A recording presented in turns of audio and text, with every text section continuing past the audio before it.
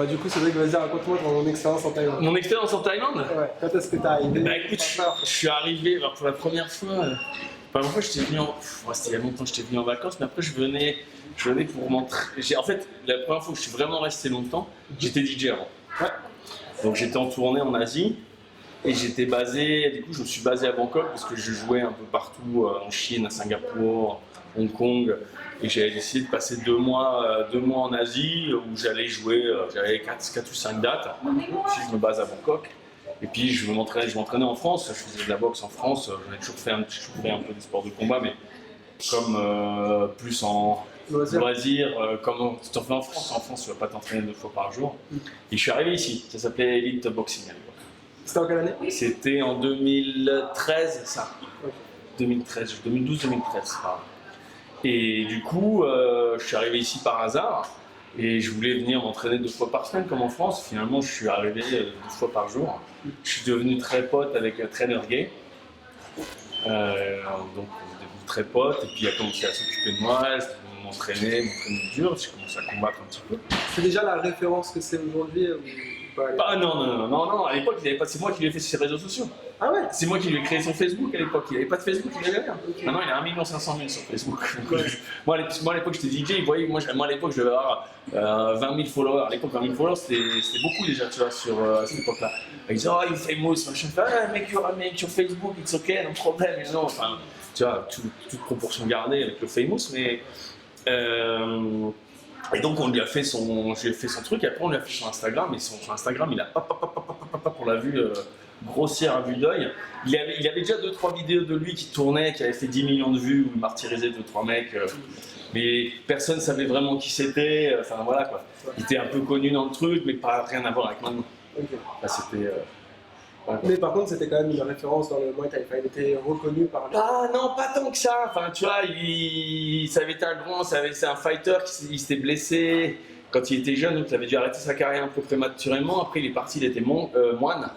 Il a vécu dans la forêt pendant 2 ans, enfin 3 ans, vraiment moine et hardcore. Okay. Puis il est revenu, il s'est retrouvé à Samui faire entraîneur, et puis il est arrivé là, et puis moi on s'est rencontrés ici. Ok. Voilà. Mais il était pas, c'est rien à voir avec maintenant, ça n'a aucune. Ok. Rien à voir. Donc 2013. Et puis donc après tous les ans, je revenais de plus en plus longtemps, je restais 4-5 mois. Et puis à un moment, en 2016, j'ai eu la possibilité de racheter. Okay. La salle dans laquelle je m'entraînais, la Elite Boxing, quand même, en transformant en Elite Fight Club. Donc il n'y avait que la petite partie boxe. Tout le reste, c'était une salle de muscu qui s'appelait Balance Health Club, un truc qui était un peu vieillissant, c'était un peu vraiment sur le déclin, c'est un truc qui avait 25 ans, des vieilles machines, tout machin. Et après 1 an, moi j'essayais de faire mes trucs là-bas, mais je me disais que si jamais je voulais que ça marche et machin, il fallait que je reprenne la main sur tout l'étage. Donc j'ai fait une proposition au propriétaire de l'époque, et puis on a tout repris, tout refait quoi. Et c'est un projet que tu as arrêté ou c'est vraiment... Ah non, mais je suis sur un coup de tête. Il m'a appelé, il m'a dit ouais, tu sais quoi, la salle est à vendre, ça t'intéresse? En fait, il cherchait quelqu'un qui pouvait reprendre et qui s'entendait bien avec Gay, qui pouvait gérer Gay. Ok, d'accord. Parce que lui était coach ici. Il était coach ici. Donc la liste était très. Je pense que j'étais le seul nom sur la liste. Donc puis j'ai racheté ça. J'ai racheté ça pas cher, tu vois. Ça m'a coûté. À l'époque, ça a dû me coûter moins de 20 000 € de racheter la salle. Ok. Mais bon, il y avait rien. Mais bon, moi dans ma tête, je me suis dit bon allez, vas-y. Et quand je pars à l'aventure. Si je me plante, j'ai planté une bagnole d'occasion. Je venais de vendre mon appart à Paris. J'avais un peu de sous devant moi, j'en avais marre, j'avais fait le tour dans le monde de la musique, j'avais besoin d'autre chose, j'avais envie de faire autre chose. Et puis je me suis dit bon allez. T'avais au début quand j'ai commencé à venir ici, j'avais 33 ans. Ok. Donc je suis déjà un peu vieux pour combattre, mais bon j'ai quand même fait mes petits trucs. Mais bon, je le regrette. Après j'ai regretté de ne pas avoir commencé bien plus tôt. Mais bon, j'ai fait ce que j'avais à faire. J'ai eu mes expériences et c'était très bien. Et quand je suis arrivé en fin 2016, j'avais 38 ans. Okay. Voilà. Donc fin de carrière de DJ, envie de changer de vie. Et puis voilà, on a ouvert en début 2017. Et c'était quoi ta vision toi de base en rachetant ce club? Rien.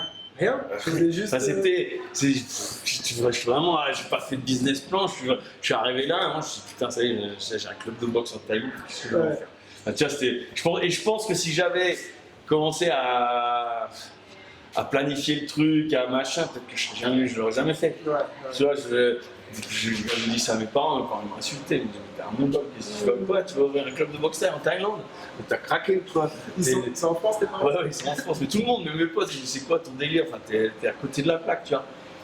Après, Et sans doute, tu vois. Mais... En fait, il y avait quand même souvent des gens. Oui, mais bon, tu vois, t'es un étranger, tu viens. Enfin, tu sais, tu racontes ça à tes potes en France ou à tes parents, ils disent non, mais ça va quoi, c'est quoi ton délire en fait? Et puis bon, voilà quoi.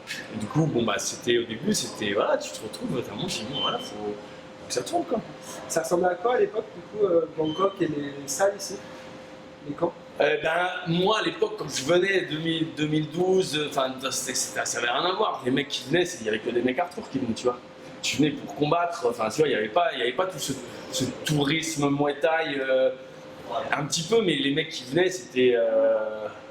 Enfin, moi, je suis arrivé ici, il y avait des tueurs, quoi. Il y avait vraiment que des tueurs. C'était. J'ai craché des dents sur.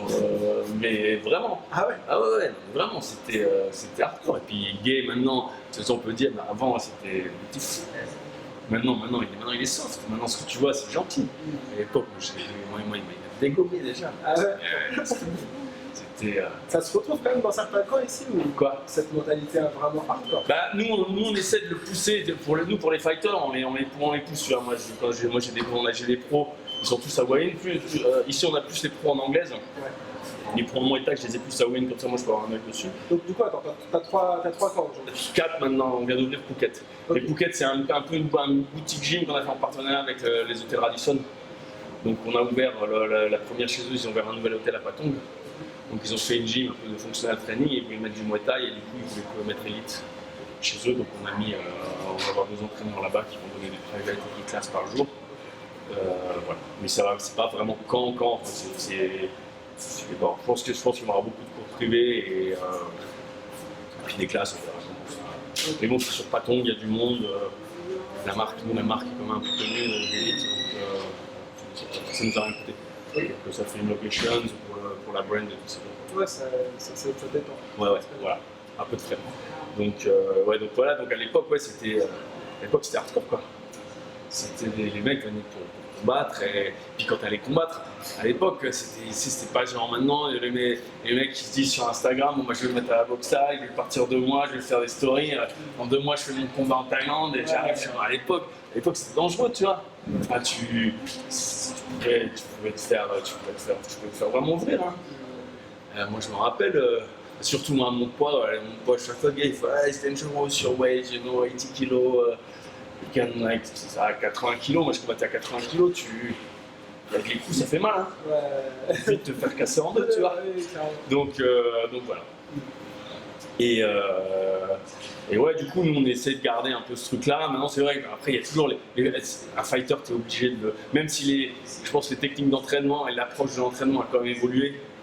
Parce qu'avant, c'était vraiment à la taille. Et je pense que c'est pas ce qu'il y a de plus adapté de courir. D'aller courir tous les matins 10 bornes, t'es un peu sur du surentraînement. Il y a des manières plus intelligentes de s'entraîner, mais il faut quand même que ça reste dans le dur. Il faut que les mecs soient dans le dur. Ouais, bien sûr. Si t'es pas dans le dur à l'entraînement, enfin, tu vois, quand t'es dans le ring, sur le ring, t'es tout seul. Moi, les mecs, je leur dis, hein, on peut être là, mais c'est vous. Hein. Ouais.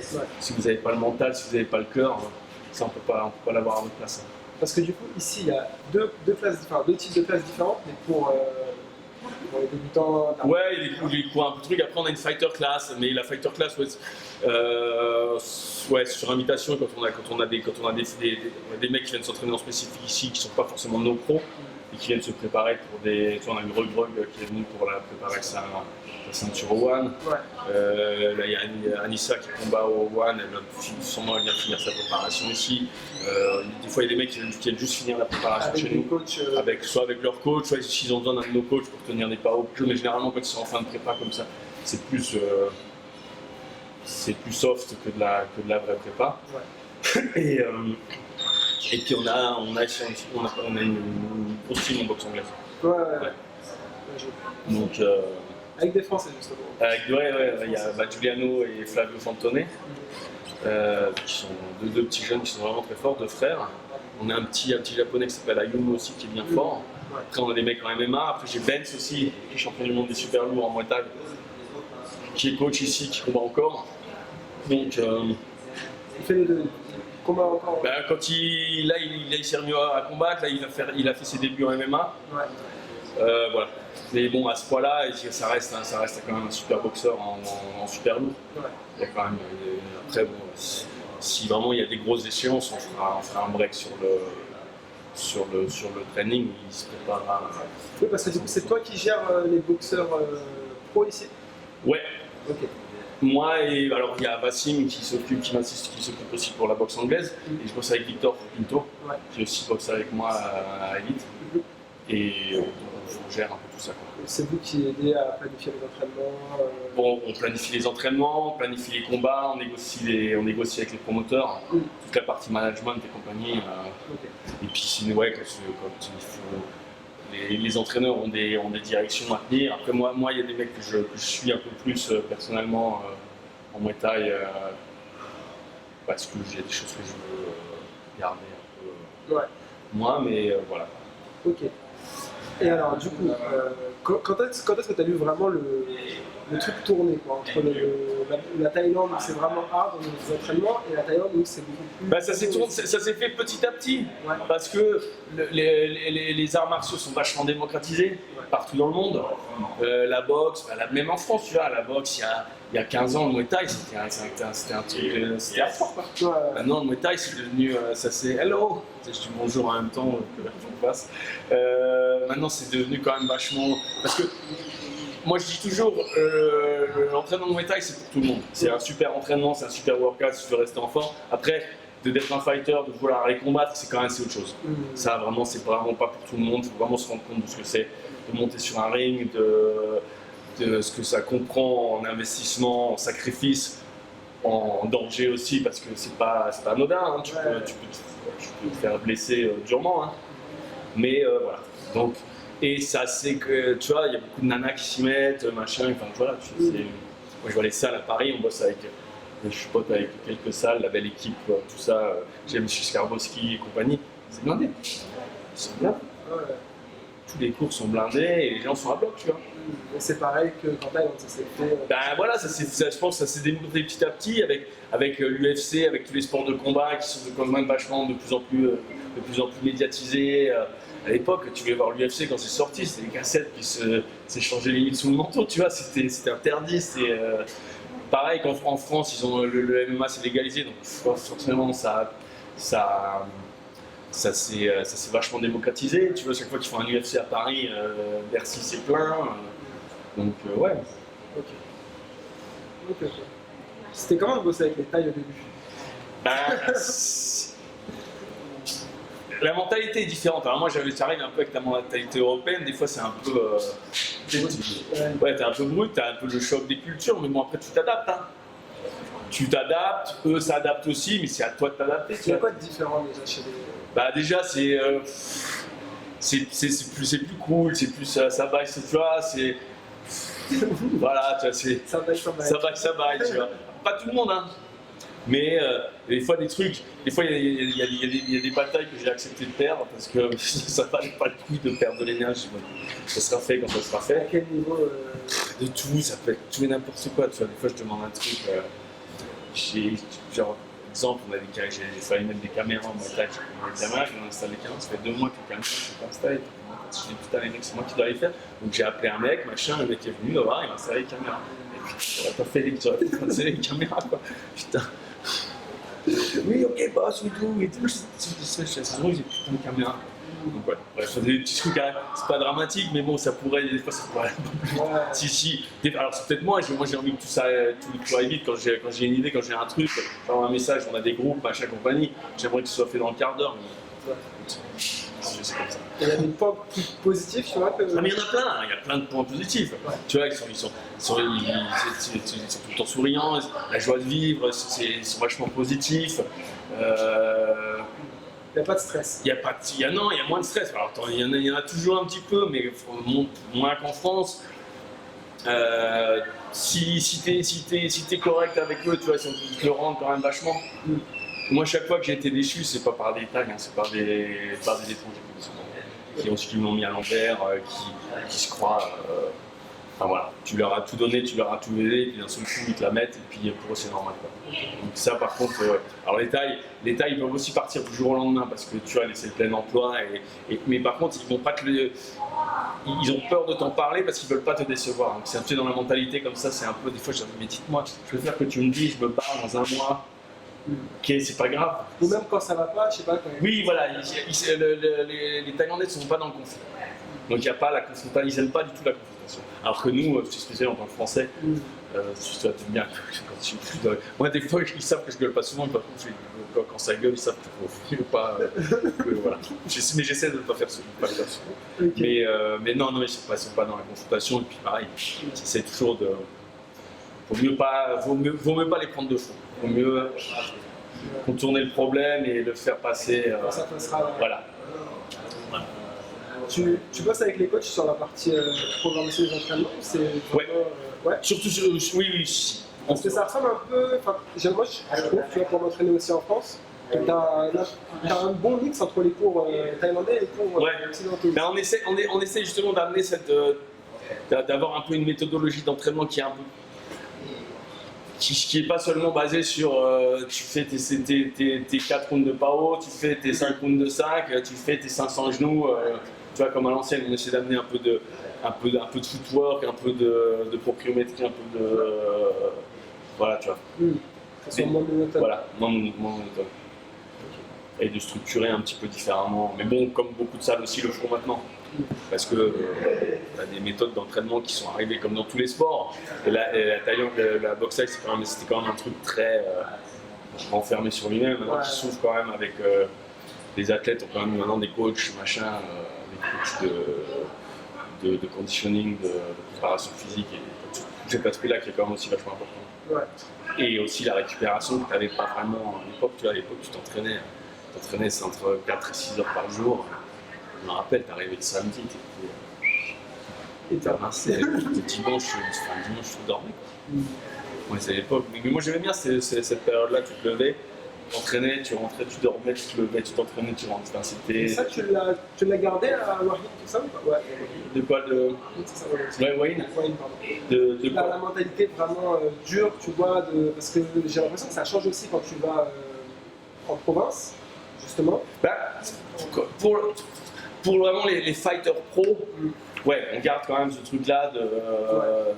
Et je leur dis à chaque fois, quand ils disaient rien de sushi, vous ne savez pas ce que c'est, quoi. À l'époque, arrêtez de vous plaindre. Ouais, pourquoi on devait courir en main? Chaque fois, je les fais courir après l'entraînement parce que c'est plus intéressant de courir après l'entraînement. Je préfère les avoir à 100% de l'énergie pour boxer. Je ne fais pas des marathoniens, je fais des boxeurs. Donc ils iront courir, ils vont faire 5 bornes à la fin, doucement, pour faire l'endurance fondamentale, mais ça sert à rien d'aller courir 10 bornes et d'arriver à l'entraînement avec déjà 10 bornes dans les pattes. Forcément, tu n'as plus de jus, tu n'as pas le même jus. Moi, ce que je veux, c'est que tu sois performant sur ce que je te demande à l'endroit où je veux que tu sois performant. Donc après ça se plaint toujours un petit peu. Mais tu coaches un peu? Oui. Ok. Ouais. Et tu as appris ça comment? Sur le tas? Sur le tas, ouais. Comme sur le tas, après moi ça fait longtemps que je suis dans le sport, j'ai fait un peu de sport de haut niveau quand j'étais gamin, je faisais du ski. Je suis là-dedans depuis 30 ans, tu vois, mais j'ai pas passé de diplôme, parce que j'ai fait d'autres choses, mais j'ai fait je me suis entraîné avec beaucoup d'entraîneurs, avec beaucoup de choses, et j'ai eu, voilà quoi. Puis après plus tu coaches, plus tu vois des choses, parce que tu vois, quand t'as boxé et quand t'entraînes des boxeurs, il y a des choses alors peut-être pas tout le monde, mais moi j'arrive, tu as quand même cette perception du truc, et de corriger, d'expliquer. Alors moi aussi, ce qu'il y a, j'ai tellement galéré moi à comprendre ce qu'on essayait de m'expliquer à l'époque, parce que ça parlait quasiment pas anglais, il y a des trucs. Donc maintenant que je sais comment le faire, j'arrive à l'expliquer facilement. Tu vois, en fait c'est comme ça. Et voilà. Comment tu as géré les camps que tu as pendant le Covid? Ah, c'était compliqué pendant le Covid. Parce que pas de touristes du coup? Ah bah même tout fermé quoi. Enfin, tu vois, le pays a été fermé pendant 26 mois, je crois. Donc le pays fermé. Le pays fermé. Et à l'intérieur du pays, les gens. Alors à l'intérieur du pays, déjà il y a beaucoup de gens qui sont partis. Nous on a été fermé 13 mois. Ouais. Mais limite on perdait moins d'argent en étant fermé qu'en étant ouvert.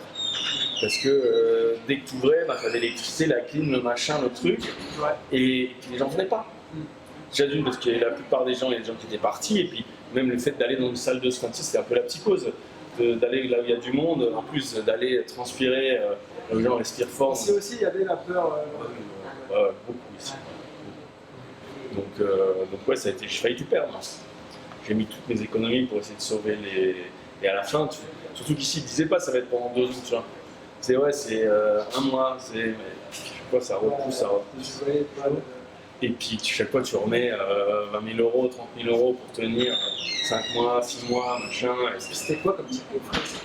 Bah t'avais les loyers. Les loyers tu les payes. C'est sûr, même il y avait ici et Wayne. Ici et Wayne, et puis tu as toujours les charges de l'immeuble, les machins de compagnie, donc ça a coûté un billet quand même. Le personnel, l'État a aidé ici ou pas? L'État a aidé financièrement, tu vois, les entreprises à... Rien du tout, à zéro. Pas un centime. Pas un centime, il y en a plein qui ont tout perdu. Moi j'étais à 2 doigts. Si ça durait 6 mois de plus, c'était fini. Et puis tu perds tout. Du coup là, tu perds, tu restes, tu prends ton matos, c'est quoi, tu vends ton matos d'occasion en plein milieu du Covid. C'est tombé de là.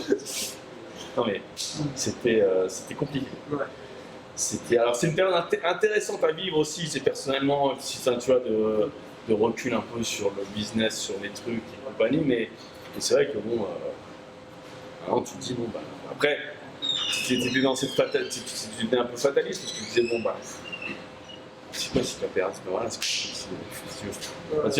pas dire bon j'ai été mauvais, je me suis planté, bon bah merde, ça t'as pas de chance, même si ça fait chier quoi, mais heureusement on s'en est sorti. T'as relancé ça après petit à petit. Bah, c'est reparti dès que les frontières ont totalement réouvertes en octobre 2022, où il n'y avait plus les quarantaines et compagnie. Bon, après, déjà, avant, tu pouvais revenir, mais c'est quand tu avais 15 jours enfermé dans une chambre d'hôtel avec ta bouffe, il fallait vraiment avoir envie de venir ou avoir un impératif pour le faire. Ouais. Donc ça a redémarré doucement, et puis après l'année 2023 était très bien. Okay. Tout de suite, 2024 cette année, super aussi. Et ça va les gars? Yeah, come say hi. Come say hi to the camera, we talk about you before. Come! Don't be scared. Sure. Oh my god, this is the biggest. This is Benz. Donc il est champion du monde WBC. Super heavyweight. How many kilos now? 147. Oh, okay. Go run. Huh? Go run. So you have something to say to the people? To who? Yeah. To come here? Yeah, come train with us. Voilà. Plusieurs combats contre Yassine. Yassine de Ghana. Ouais. Ils en ont 2 ou 3. Je crois 3. Ouais, je crois que c'est 2-1 pour Benz, je crois. Je crois que c'est 2-1 pour Benz. Ouais. Et ok. Et donc toi du coup c'est quoi la suite là? Du coup, tu te projettes en... Bah là on a la marque, on lance une marque, une marque d'équipement, Instinct, avec qui je bosse avec Victor dessus, qui est là-dessus, un de mes partenaires à Singapour qui a aussi des salles à Singapour. Donc on lance ça, ça va début d'année. Les salles, toujours développer, les fighters, essayer de continuer à grandir doucement, mais sûrement. La petite personne, tu te projettes en Thaïlande ou... Bah oui, ouais, maintenant j'aurais un peu de mal à revenir en France. Tu te sens accepté ici ou pas? Oui, moi j'ai l'impression, alors que je me trompe, c'est juste des idées, non mais si, je me sens accepté. Alors, toujours un étranger, tu vois, c'est ça. Mais oui, je me sens accepté en tant qu'étranger en Thaïlande. Accepté en tant qu'étranger. Ouais. Mais même, tu vois, et j'aurais jamais la prétention de me considérer thaï. Tu vois, je suis français, je suis fier d'être français, je suis content d'être français. Mais par contre, j'adore la Thaïlande, c'est mon pays d'adoption. Ouais. Je suis très content de vivre ici, même si j'adore rentrer en France une fois par an, voir mes amis, la famille, revoir la France. Parce que, mais je pense qu'à vivre au quotidien, je pense que j'aurais du mal. Parce que c'est, tu vois, ici c'est plus facile, c'est plus ça baille, mais tu vois, je veux dire. Ça s'explique pas, moi je Ouais. ne saurais pas l'expliquer. Ah, tu vois, déjà, si tu te fais arrêter, bah, tu peux payer la police pour qu'ils te fassent ta chier, tu vois. À partir de là où, si je commence à essayer de soudoyer un gendarme en France, je vais finir en garde à vue comme une autre. Donc, à partir de là. Et t'es que sur Bangkok ou tu bouges un petit Non, je suis Wayne Bangkok. peu? What? Pizza? You Ben, voilà, man, just eat pizza before training. Good. Have a customer buy for Bon bah écoute, Voilà, et puis Ouais. sinon, je sais pas si tu voulais encore.